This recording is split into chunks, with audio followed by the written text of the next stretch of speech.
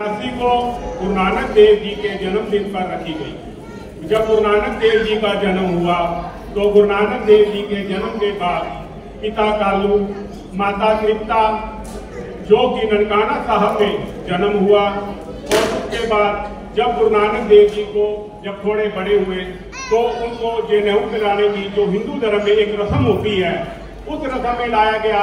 गुरु नानक देव जी ने जनेऊ पहनने से मना कर दिया, और जब उनको वहां पर पहले मौलवी होते थे, पंडित होते थे जो ये शिक्षा देते थे, तो उनको क्या गैर सिखाने के लिए स्कूलों में जो वहां पर गुरु होते थे, गुरुकुल होते थे, वहां भेजा गया।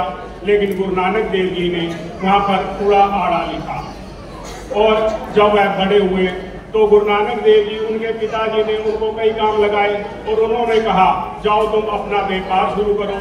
एक 20 रुपए दिए, जो 20 रुपए लेके व्यापार करने के लिए चल पड़े। लेकिन वहां जाकर उन्होंने एक सच्चा सौदा किया।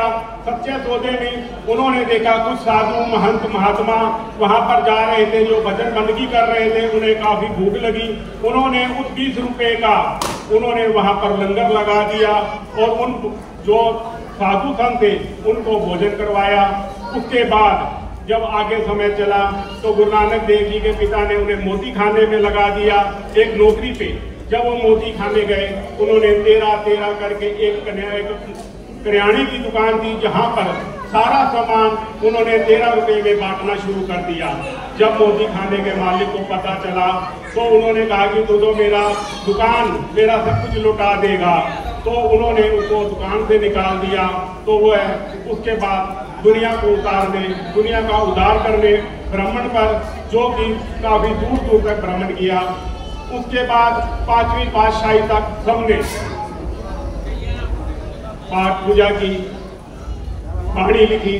बाणी लिखने के बाद जब 5वीं पातशाही को कत्ती तवी पर बिठा के मुसलमान द्वारा ऊपर गर्म रेत डालकर उन्हें शहीद कर दिया गया, तो 6वीं पातशाही ने जब गद्दी संभाली तो उन्होंने मीरी पीरी की कृपान पहनी। उन्होंने कहा ना हम जुल्म सहेंगे, ना हम किसी के ऊपर जुल्म होने देंगे।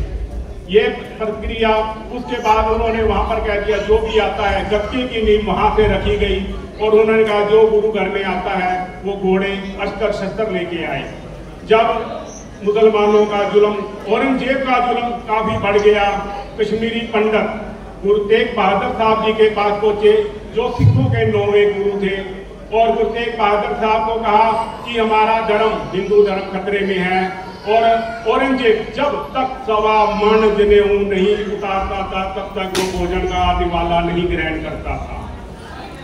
उसके बाद गुरु तेग बहादुर साहब ने अपने पुत्र गुरु गोविंद सिंह जी को बुलाया, और उन्होंने कहा कि इस देश के अंदर शहीदी की जरूरत है। तो गुरु गोविंद सिंह जी ने कहा आपसे बड़ा शहीद कौन होगा। तो उन्होंने कश्मीरी पंडितों की विनती पर दिल्ली चांदनी चौक में जाकर शहीदी दी। जब गुरु तेग बहादुर साहब की शहीदी हुई तो वहां पर उसने, जो वहां पर औरंगजेब वहां का शासक था, उसने प्रोग्राम बनाया। गुरु तेग बहादुर साहब की गर्दन काटने के बाद उनकी जो दाढ़ी, मूछ, बाल तिनके हैं, इनको काट दिया जाए, और पब्लिक में कह दिया जाएगा कि गुरु तेग बहादुर साहब ने मुसलमान धर्म कबूल कर लिया था।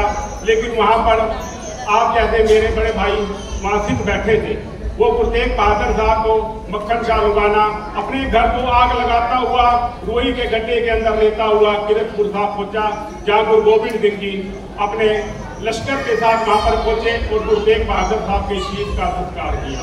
और जब गुरु गोविंद सिंह जी ने पूछा वहां पर कितने सिख थे, तो वहां पर सबने कहा कि वहां कोई सिख नहीं था।